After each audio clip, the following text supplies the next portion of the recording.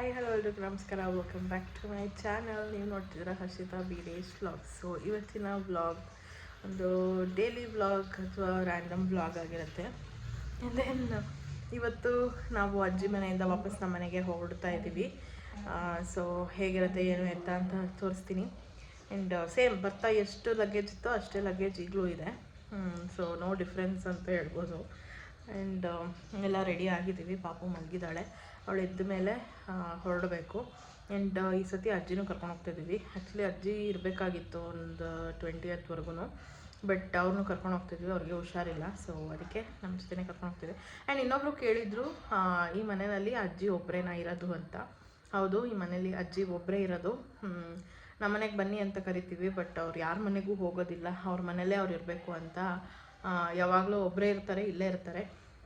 And ಇವಾಗ ನಮ್ಮ ಮನೇಲಿ ಯಾಕಿದ್ದಾರೆ ಅಂದರೆ ಆಬ್ವಿಯಸ್ಲಿ ನನಗೆ ಪಾಪು ಆಗಿದೆಯಲ್ಲ, ಸೊ ಮಮ್ಮಿಗೆ ಹೆಲ್ಪ್ ಆಗಲಿ ಅಂತ ಅಂದ್ಬಿಟ್ಟು ಬಂದಿದ್ದಾರೆ ಅಷ್ಟೇ.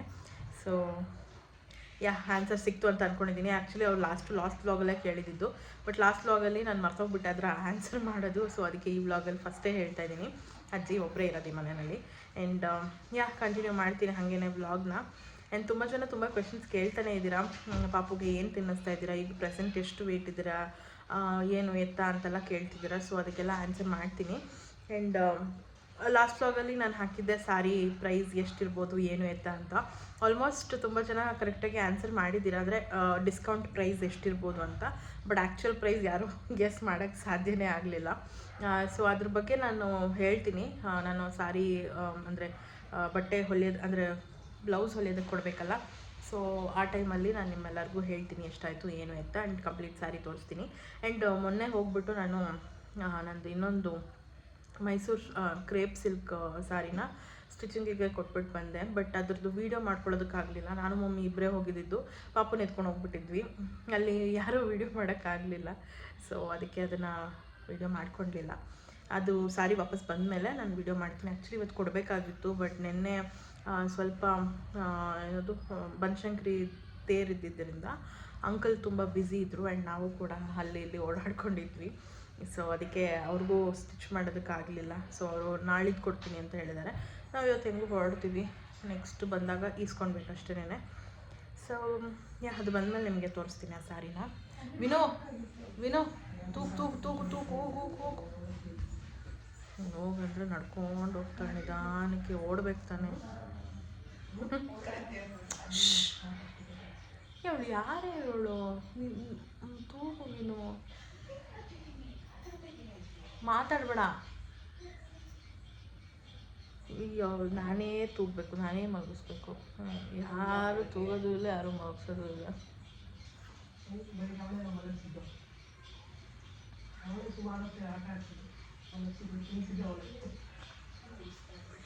ಸೊ ಅವಳು ಎದ್ದ ಮೇಲೆ ಹೊರಡಬೇಕು ಗೈಸ್. ನಮ್ದು ಯಾವಾಗಲೂ ಹಿಂಗೆ ಜಗಳ ಇದ್ದೇ ಇರುತ್ತೆ. ಸೊ ಅಲ್ಲಿ ಹೋದ್ಮೇಲೆ ಅಥವಾ ಹೋಗ್ತಾ ಸಿಗ್ತೀನಿ, ತೋರಿಸ್ತೀನಿ ಎಷ್ಟು ಲಗೇಜ್ ಆಗಿದೆ ಅಂತ. ಫುಲ್ ಎಲ್ಲ ಪ್ಯಾಕ್ ಆಗಲಿ, ಎಲ್ಲ ಹರಡ್ಬಿಟ್ಟಿದ್ದಾರೆ. ಸೊ ಸೊ ನಾನು ಈಗಲೇ ಹೇಳ್ಬಿಡ್ತೀನಿ, ಮುಂದೆ ಎಲ್ಲ ಹೇಳ್ಕೊಂಡು ಹೋಗೋದು ಬೇಡ. ಏನಂದರೆ ನಾನೀಗ ಪ್ರೆಸೆಂಟಾಗಿ ಒಂದು 71 ಏನೋ ಇದ್ದೀನಿ KGs. ಸೊ ಇನ್ನೂ ರೆಡ್ಯೂಸ್ ಆಗಬೇಕು. ನಾನು ಗೊತ್ತಿಲ್ಲ ಯಾವಾಗ ಆಗ್ತೀನಿ ಅಂತ. ಇನ್ನೇನು ನನ್ನ ಮೈದನ ಮದುವೆ ಬರ್ತಾಯಿದೆ, ಆ ಟೈಮಲ್ಲಂತೂ ಆಗೋಕ್ಕೆ ಸಾಧ್ಯನೇ ಇಲ್ಲ. ಸೊ ನೋಡೋಣ ಹೇಗೆ ಹೋಗುತ್ತೆ ಅಂತ. ಆ್ಯಂಡ್ ಪಾಪುಗೆ ಏನು ಕೊಡ್ತಿದ್ದೀರಾ ಅಂತ ಕೇಳ್ತಿದ್ದೀರಾ. ಆ್ಯಂಡ್ ನನ್ನ ಪ್ರೀವಿಯಸ್ ವ್ಲಾಗ್ಸ್ನ ನೋಡಿದ ಜನ ರಾಗಿ ಸರಿ ಕೊಡಿ ಅಂತ ಹೇಳ್ತಿದ್ದೀರಾ. ಸೊ ಆಲ್ಮೋಸ್ಟ್ ನಾನು ರಾಗಿ ಸರಿ ಶುರು ಮಾಡಿ 1 ವೀಕ್ ಆಯಿತು. ಸೊ ಅವಳಿಗೆ ಆಲ್ಟರ್ನೇಟಿವ್ ಆಗಿ ಕೊಡ್ತಾಯಿದ್ದೀನಿ. ಫಸ್ಟು ಒಂದು ಸತಿ ರಾಗಿ ಸರಿ, ಅದಾದಮೇಲೆ ಮಧ್ಯಾಹ್ನಕ್ಕೆ ಅಕ್ಕಿ ಗಂಜಿ ಥರ ಅಕ್ಕಿನ ರುಬ್ಬಿಟ್ಟು ಮಾಡಿದ್ದೀನಿ, ಅಕ್ಕಿ ಪೌಡ್ರ್ ಮಾಡ್ಕೊಂಡು ಮಾಡಿದ್ದೀನಲ್ಲ, ಸೊ ಅದು ಒಂದು ಸತಿ ಕೊಡ್ತೀನಿ.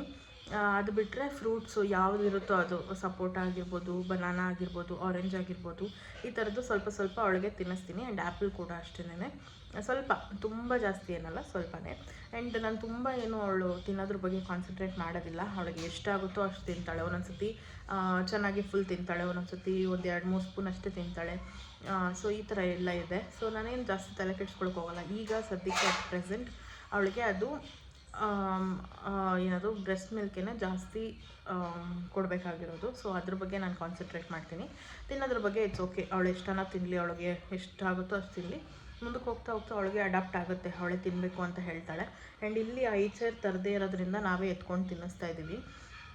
ಮನೆಗೆ ಹೋದ್ಮೇಲೆ ಮತ್ತೆ ಅದರದ್ದು ಪ್ರಾಕ್ಟೀಸ್ ಮಾಡಬೇಕು. ಆ್ಯಂಡ್ ಈಗ ಮದುವೆ ಅದು ಇದು ಅಂತ ಅಂದ್ಕೊಂಡು ಅದರದ್ದು ರೂಢಿನೇ ತಪ್ಪೋಗ್ಬಿಡುತ್ತೆ ಅಂತ ನನಗನ್ಸುತ್ತೆ.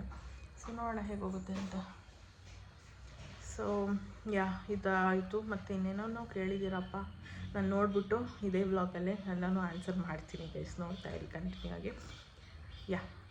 ಸೊ ಗೈಸ್ ನೋಡಿ, ಇಷ್ಟು ಲಗೇಜು ಬರ್ತಾ ಎಷ್ಟಿತ್ತೋ ಈಗಲೂ ಅಷ್ಟೇ ಇದೆ. ನಮ್ಮ ಹುಡುಗಿ ರೆಡಿಯಾಗಿದ್ದಾಳೆ, ಹಣೆ ಬೊಟ್ಟು ಇಟ್ಕೊಳ್ಳೋಕ್ಕೆ ರೆಡಿ ಇಲ್ಲ ಅವಳು, ಅಳ್ತಾ ಇದ್ಲು. ಸೊ ಅದಕ್ಕೆ ಇಟ್ಟಿಲ್ಲ ಅವಳಿಗೆ. ನಮ್ಮ ಅಜ್ಜಿಗೆ ಹುಷಾರಿರೋ ಮಲ್ಗಿಯಾರ ಅಂತ is booking the cab. So ಹೋದ ಮೇಲೆ ವ್ಲಾಗ್ನ ಕಂಟಿನ್ಯೂ ಮಾಡ್ತೀನಿ ಗೈಸ್.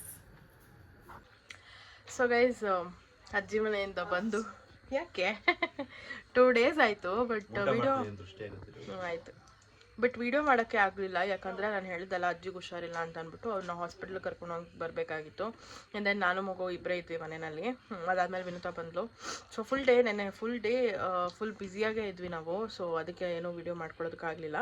ಸೊ ಈಗ ಬಂದಿದ್ದೀನಿ ವಿಡಿಯೋ ಸ್ಟಾರ್ಟ್ ಮಾಡೋಣ ಅಂತ. ಟಿಫನ್ ಎಲ್ಲ ಆಯಿತು. ಆ್ಯಂಡ್ ಬೀರೇಶ್ ಇವಾಗ ಟಿಫನ್ ಮಾಡ್ತಿದ್ದಾರೆ. ಬೀರೇಶ್ ನೆನ್ನೆ ರಾತ್ರಿ ಬಂದರು.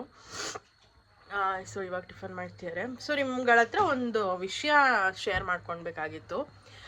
ನಾನು ಶೇರ್ ಮಾಡಿದ್ಮೇಲೆ ನಿಮ್ಗಳ ಒಪಿನಿಯನ್ ಏನು ಅಂತ ಅಂದ್ಬಿಟ್ಟು ನನಗೆ ಕಮೆಂಟಲ್ಲಿ ತಿಳಿಸಿ. ಒಂಚೂರು ಬಾಗಿಲು ಮುಂದಕ್ಕೆ ಹಾಕು. ಸೊ ಏನಂತಂದರೆ, ನಾನು ಅಜ್ಜಿ ಮನೆಗೆ ಹೋಗಿದ್ನಲ್ಲ. ಸೊ ಅಲ್ಲಿ ಪಾಪುನ ನೋಡೋದಕ್ಕೆ ಅಂತ ಅಂದ್ಬಿಟ್ಟು ಬರ್ತಾರಲ್ವ, ಪಾಪುನ ನೋಡೋದಕ್ಕೆ ಅಂತ ಅಂದ್ಬಿಟ್ಟು ಬಂದರು. ಹೀಗೆ ಪಾಪುನ ನೋಡಿದ್ರು. ಓಕೆ ಚೆನ್ನಾಗಿದೆ ಅಂತ ಅಂದ್ಬಿಟ್ಟು ಮಾತಾಡ್ಸಿದ್ರು. ಅದಾದಮೇಲೆ ಇನ್ನೊಂದು ಸ್ವಲ್ಪ ದಿನ ಆದಮೇಲೆ ಇನ್ನೊಂದು ಬರುತ್ತೆ ಅಂತೆಲ್ಲ ಹೇಳೋದು. ದಟ್ಸ್ ಕಾಮನ್, ಎಲ್ಲರೂ ಹೇಳ್ತಾರೆ. ಬಟ್ ನನಗೆ ಅಲ್ಲಿ ಅನಿಸಿದ್ದೇನೆಂದರೆ, ಹೇಳಿದ್ರು ಓಕೆ ಗಂಡು ಮಗುನೇ ಆಗಲಿ ಅಂತ ಅಂದರು. ಓಕೆ ಫೈನ್, ಇವಾಗ ಸೃಷ್ಟಿ ಇರೋದೇ ಹಾಗೆ, ಒಂದು ಹೆಣ್ಣು ಅಂದರೆ ಒಂದು ಗಂಡು ಅನ್ನೋ ಥರ. ಓಕೆ ಫೈನ್ ಅಂದ್ಕೊಂಡು ನಾನು ಹೇಳಿದೆ, ಗಂಡು ಮಗುನೇ ಯಾಕೆ, ಇನ್ನೊಂದು ಹೆಣ್ಣಾದರೂ ಓಕೆನೇ, ಬಟ್ ಆಗಲ್ಲ ಅಂತ ಮಾಡ್ಕೊಳ್ಳಲ್ಲ ಅಂತ ಹೇಳಿದೆ. ಅವ್ರು ಇದ್ಕೊಂಡು ಇಲ್ಲ ಗಂಡು ಮಗು ಬೇಕೇ ಬೇಕು, ಒಂದು ಮನೆಗೆ ಒಂದು ಮಗು ಇರಲೇಬೇಕು ಗಂಡು ಮಗು ಅಂತ ಅಂದರು. ಐ ವಾಸ್ ಲೈಕ್ ಯಾಕೆ, ಏನಕ್ಕೆ ಗಂಡು ಮಕ್ಕಳೇ, ಏನಕ್ಕೆ ಅಂದರೆ ಏನು ಮಾಡ್ತಾರೆ ಅನ್ನೋದಕ್ಕಿಂತ ಏನಕ್ಕೆ ಗಂಡು ಮಕ್ಕಳೇ ಬೇಕು ಅಥವಾ ಹೆಣ್ಮಕ್ಳೇ ಬೇಕು ಅಂತ. ಹೆಣ್ಮಕ್ಳು ಬೇಕು ಅನ್ನೋರು ತುಂಬ ಕಮ್ಮಿ ಹೇಳ್ಬೇಕಂತಂದರೆ.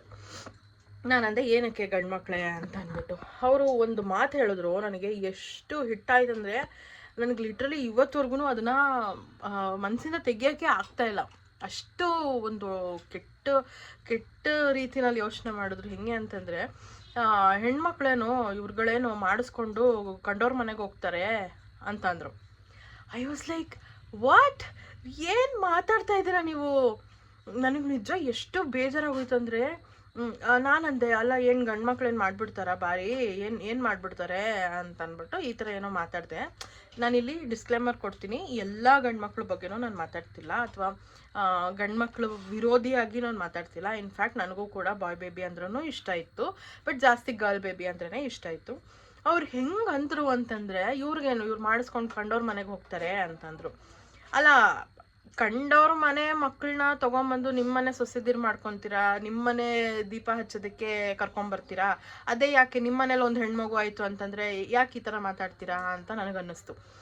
ಬಟ್ ಅಲ್ಲಿ ಹೇಳೋಕ್ಕಾಗಲಿಲ್ಲ, ಬಿಕಾಸ್ ಸ್ವಲ್ಪ ಕ್ಲೋಸ್ ಸರ್ಕಲಲ್ಲೇ ಇರೋರು, ಸುತ್ತಮುತ್ತ ಇರೋರು, ಇಷ್ಟು ಡೈರೆಕ್ಟಾಗಿ ಮಾತಾಡೋದಕ್ಕಾಗಲಿಲ್ಲ. ಬಟ್ ಸ್ಟಿಲ್ ನನಗೆ ಸಿಕ್ಕಾಬಟ್ಟೆನೇ ಬೇಜಾರಾಯಿತು. ಇವತ್ತಿಗೂ ಅದು ಬೇಜಾರು ಇದ್ದೇ ಇದೆ.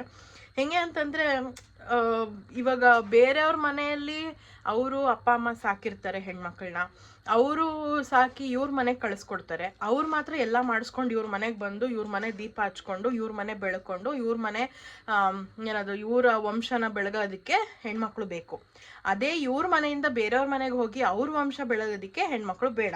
ಅದು ಎಂಥ ನ್ಯಾಯ ಗುರು? ಹೆಣ್ಮಕ್ಳು ಬೇಡ ಅನ್ನೋದ್ರಲ್ಲಿ ಹೆಂಗೆ ಹೇಳ್ತಾರೆ ಅಂದರೆ, ನಾನು ನಿಜವಾಗ್ಲೂ ನಂಗೆ ಸಿಕ್ಕಾಬಿಟ್ಟೆ ಬೇಜಾರಾಯಿತು. ಆ್ಯಂಡ್ ಇನ್ನೊಂದು ಏನಂತಂದರೆ, ಹಿಂಗೆ ರೋಡಲ್ಲಿ ಹೋಗ್ತಿದ್ವಿ, ಗೊತ್ತಿರೋರೊಬ್ಬರು ನಮ್ಮ ಮಮ್ಮಿನ ಮಾತಾಡ್ಸಿದ್ರು. ಮಗಳು ಮೊಮ್ಮಗು ಅಂತ ಹೇಳಿದ್ರು ನಮ್ಮ ಮಮ್ಮಿ. ಅವರೇ ಕೇಳಿದ್ರು ಮೊಮ್ಮಗುನಾ ಅಂತ. ಹೌದು ಅಂತಂದರು. ಏನು ಮಗು ಅಂತಂದರು. ಹೆಣ್ಮಗು ಅಂತಂದರು ನಮ್ಮ ಮಮ್ಮಿ.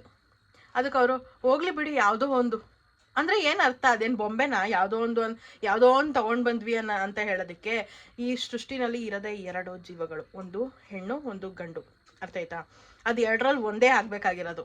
ಒಂದೆಲ್ಲ ಹೆಣ್ಣಾಗಬೇಕು, ಒಂದಿಲ್ಲ ಗಂಡಾಗಬೇಕು. ಅದರಲ್ಲಿ ಗಂಡಾಗ್ಬಿಟ್ರೆ ಓ ಪರವಾಗಿಲ್ಲ ನಿಮ್ಗೆ ಗಂಡಾಗೋಯ್ತು ಅಂತ ಹೇಳ್ತಾರೆ. ಅದೇ ಹೆಣ್ಣಾಗ್ಬಿಟ್ರೆ ಹೋಗ್ಲಿ ಬಿಡು ಯಾವುದೋ ಒಂದು ಅಲ್ವಾ ಡೂಡ್? ನಿನ್ಗೂ ಯಾರೋ ಒಬ್ರು ಹೇಳಿದಾರಲ್ವಾ ಹಂಗೆ? ಅಲ್ಲ, ಹೆಣ್ಣನ ದೇವ್ರು ಅಂತಾರೆ, ಪ್ರತಿಯೊಬ್ರು ಹೆಣ್ಣಲ್ಲಿ ದೇವ್ರ ಅಂಶ ಇರುತ್ತೆ ಅಂತಾರೆ. ಇವಾಗ ಆಸ್ ಎ ಹಸ್ಬೆಂಡ್ ನಾನು ಕೂಡ ಜೀವನದಲ್ಲಿ ಚೆನ್ನಾಗಿರ್ಬೇಕು, ಮುಂದೆ ಬರ್ಬೇಕು ಅಂದ್ರೆ ನನ್ನ ಹೆಂಡತಿ ನಾನು ರೆಸ್ಪೆಕ್ಟ್ ಮಾಡಿದ್ರೆ ಮಾತ್ರ. ಅದು ಬರೀ ಹೆಂಡತಿ ಮಾತ್ರ ಅಲ್ಲ, ಅವ್ರ ಅಮ್ಮ ಆಗಿರ್ಬೋದು, ಅಕ್ಕ ತಂಗಿ ಅತ್ತಿಗೆ ಯಾರೇ ಆಗಿರ್ಬೋದು. ಹೌದು. ಹಂಗಂತ ಗಂಡ್ ಮಕ್ಕಳಲ್ಲಿ ದೇವ್ರ ಅಂಶ ಇರಲ್ಲ ಅಂತ ನಾನು ಹೇಳ್ತಿಲ್ಲ. ಬಟ್ ಹೆಣ್ಣು ಮಕ್ಳಿಗಿಂತ ಗಂಡು ಮಕ್ಕಳೇ ಮೇಲು, ಅವರೇ ನೋಡ್ಕೊತಾರೆ. ಹೆಣ್ಮಕ್ಳು ನೋಡ್ಕೊಳಲ್ಲ, ಅಪ್ಪ ಅಮ್ಮನ ಮದುವೆ ಮಾಡ್ಕೊಂಡು ಹೋಗ್ಬಿಡ್ತಾರೆ ಅಂತ ಅನ್ನೋದು ತುಂಬ ತಪ್ಪು.